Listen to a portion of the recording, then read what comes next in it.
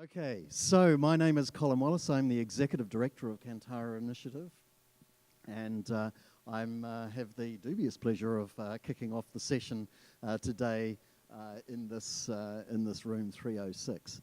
The topic I wanted to speak with you about is really assuring digital channels with identity standards, because the problem with standards, identity, attribute-based standards, in fact, standards that we use right across the digital economy, are the real problem there is that there are so many of them, and that's really what I wanted to try and pass down from my time in the government, and I was working for the New Zealand government for many years, and we struggled with this problem all the time.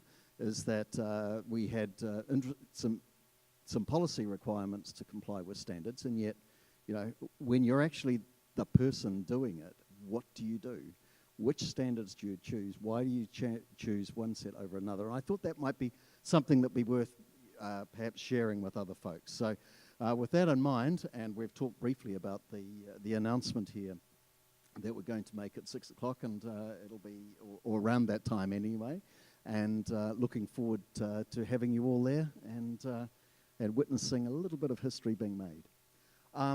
That was really the presentation abstract, where I was really sort of trying to give you a sense of the sort of problem that I had for many years as I went through, I was the standards manager for the New Zealand government for their digital identity program and others that were related to that. So from that time, that 12 years that I served in the public service, I struck this problem quite a lot, and I ended up actually tutoring other people with the same issues in the private sector in New Zealand for this particular case as well. So moving right along, quick snapshot of Kantara, and if you're going to be staying in the room, which I very much hope that you will, the next session is actually around the rhythm of Kantara.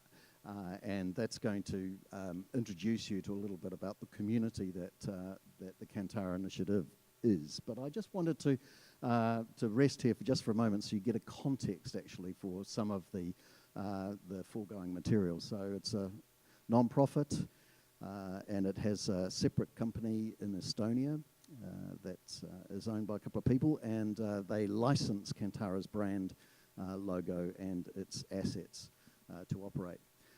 Strong ethics and societal purpose, something that we are very serious on. We have very low barriers to participation, so you can join and participate in a Kantara working group without paying anything.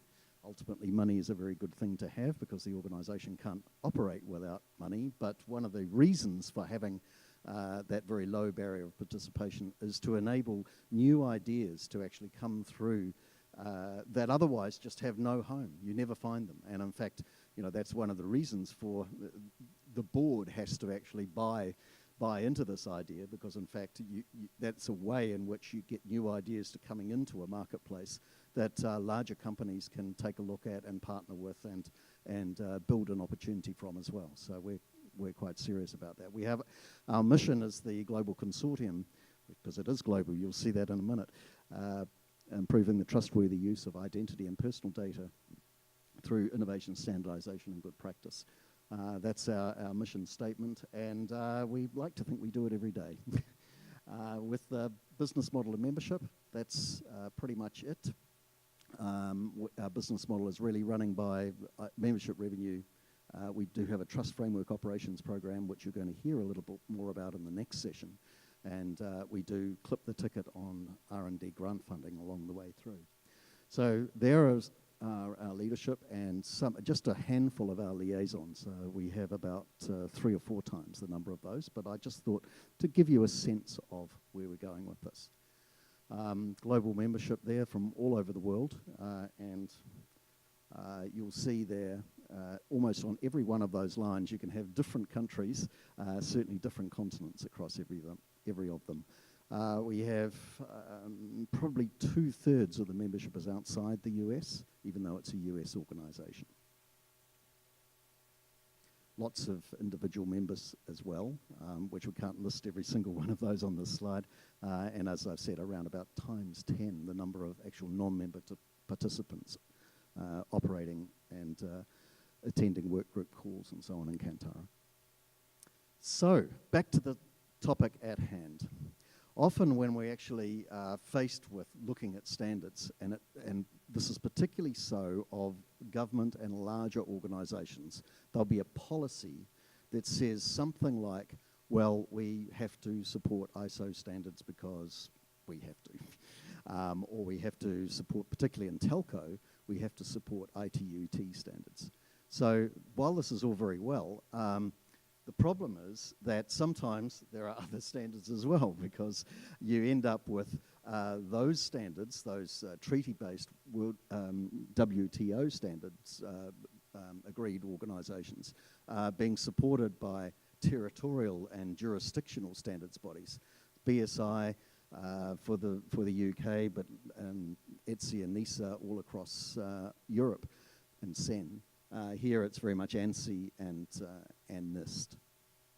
So, you know, by the time you actually add all these standards, you're starting to add to quite a stack, as you're going to see fairly soon. And then when you add some of the industry organisations, and we're starting to play out a little bit, some of those folks are doing standards, some of them are doing specifications that are a difference between standards and specifications. Some of them are doing best practice or a mix of all three.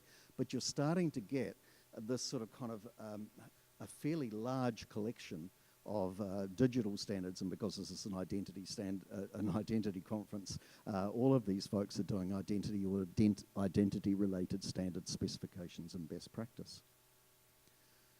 And that's actually has come up awfully badly, but nonetheless, to give you a sense, just if you think about some of those standards, and I've just, you know, if you look at those logos from here, okay, and you apply them, let's say, to privacy, then you end up with a list, something like this. And this is exactly the problem that I had when I was the standards guy and trying to decide which standards that, you know, my particular program that I was connected to in New Zealand was working for. And you have this whole list of standards, and they're arranged. I mean, in fact, there's more than this, but it was to give you a sense of in just privacy alone from that list, and we have a sample collection there. It's massive. And how do you choose? Well, I'm going to sort of kind of give you a sense of that as we go through. And these are the sort of criteria that I used. First of all, I went to, whenever I looked at a standard, I would try and go back and view its history. I would do a bit of research on what kind of community, where particularly did the standards work take place. I mean, in one sense, it's almost always virtual, but on another, it can be the same sort of kind of folks showing up from a very narrow set of organisations. And that can potentially give you problems later on. So what I wanted to try and do was to get a sense of the breadth of that stakeholder community, because it is actually quite important later on in the maturity of a standard. Because if that stakeholder community breaks up, then in fact you end up with a considerable number of issues when it comes to revision. Does it have, and this is obviously a critical one, the wide adoption of the vendor community, because if the standards aren't actually being taken up, specifications not being taken up, then when you actually go out to tender for a product suite or a feature suite, then in fact if you put in the RFP that you have to be asking for a particular set of standards, then you may not get much response, particularly if you make that mandatory, because there's not broad adoption of the standard from the vendor community. So it's a pretty critical one. Does it have governance structure? And I'm coming back to the broad stakeholder community here, because if it doesn't have a governance structure to drive the revision period and all of those things, then you end up in a pretty difficult situation down the track. Because how do you actually get your own feedback in? How the standard went? How do you actually get it to improve and drive and revision if there's no governance structure around it, and that's got to be done in a good way?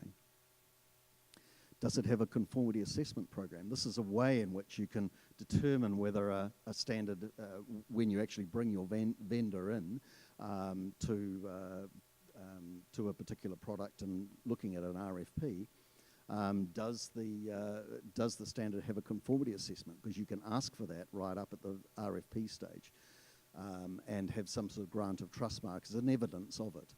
But it certainly helps with understanding when you have responses to an RFP, those sort of folks who tick the box and say, yep, we can support that, and folks and you ask them for evidence of that, and they say, oh, well, you know, we looked at it or we analysed it, but there's no independent evidence that they're actually supporting it. Does it have SDKs and plugins and APIs? These are pretty important things because, you know, no standard operates in a silo. You've got to think about all the channels that you're actually going to work the standard across.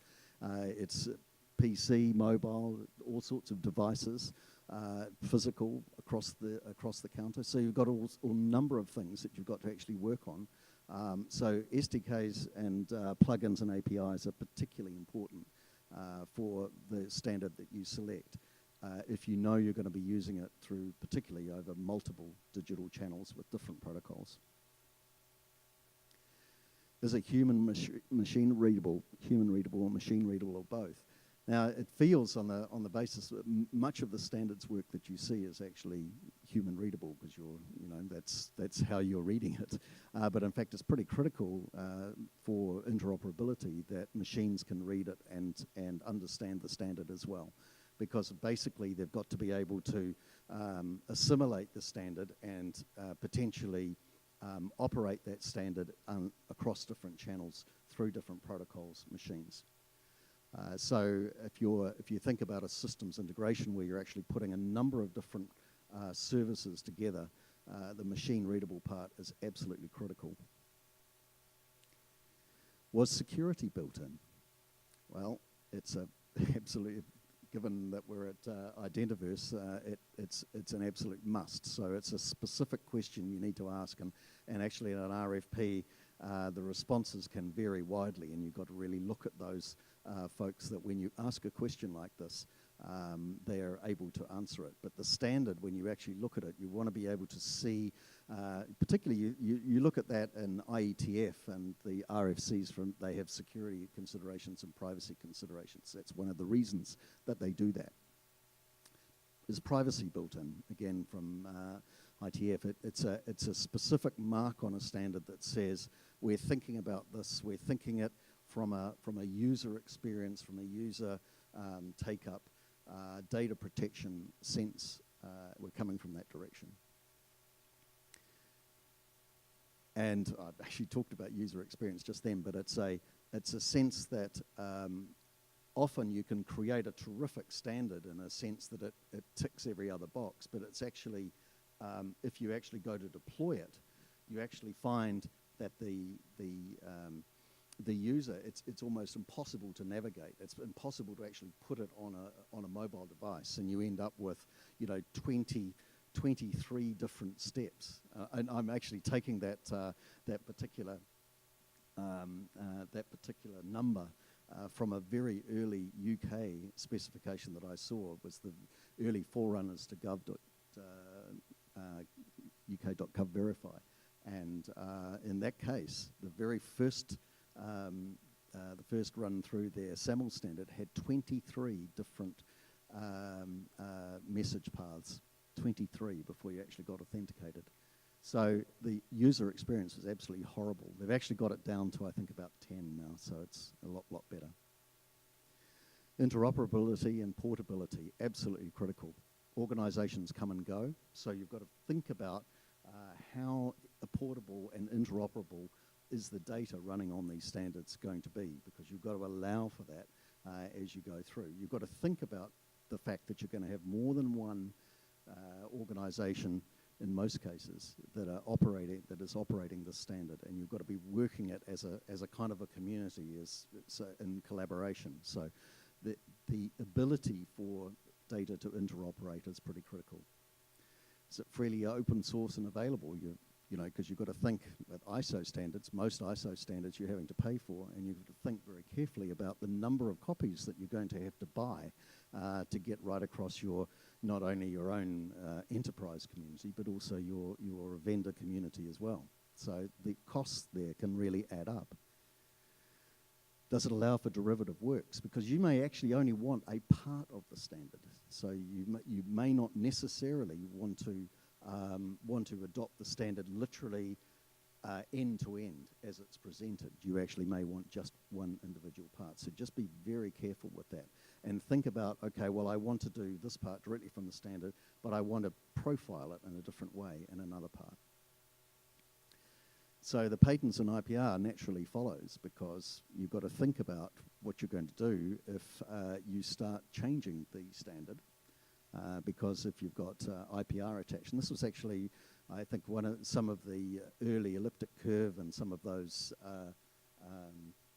security standards had a lot of issues around the early IPR, because people were too afraid actually to deploy it because of the IPR implications.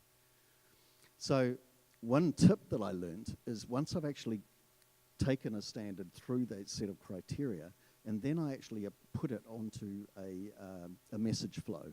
And as I'm doing the message flow for the standard, where the standard is going, who's involved, what the user journey is, what I'm wanting to do is tick off that this A standard, because you may have several standards in here, at different stacks, flows through, so there are no gaps along the way. So I found that actually applying the suite of standards into a kind of a message flow, as an example, is a way of building that up and making sure that you're not missing anything along the way. So that leaves us with, effectively, that was just the list that I went through, the summary of the 13 criteria that I've used as a sort of a rule of thumb in the past. And personally, I found that that kind of approach means that you don't end up with missing something along the way and dropping something, and at the 11th hour you find that you haven't got a standard covering a particular part of a user journey as you're deploying a program or a product suite. So with that, I just want to leave you with Kantara, as we're about to start. Nurture, develop, and operate, and that's exactly what we do. And if we don't see you immediately after this, we may see you at this event at 6 o'clock. And with that, thank you very much. Are there any questions that I can help? Clarifications?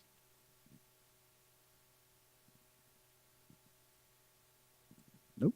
And my time is just about done. Oh, there was a hand.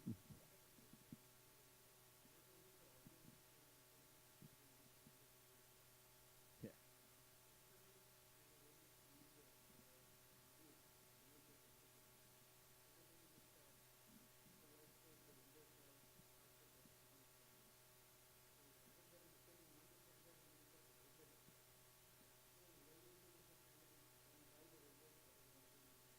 Yes, it is. In many cases, it typically is. It's actually the enterprise, be it government or the users, really don't have a say in it. You're absolutely right.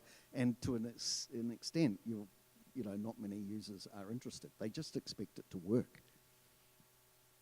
Yeah.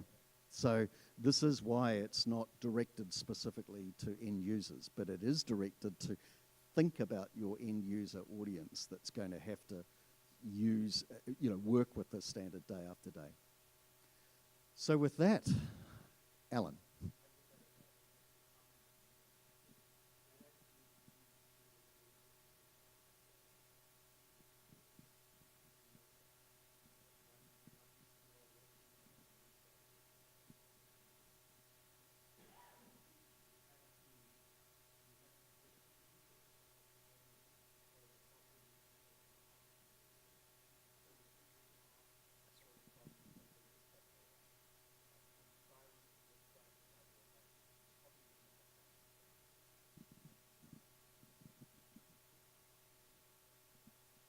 Indeed. Yes, a good point.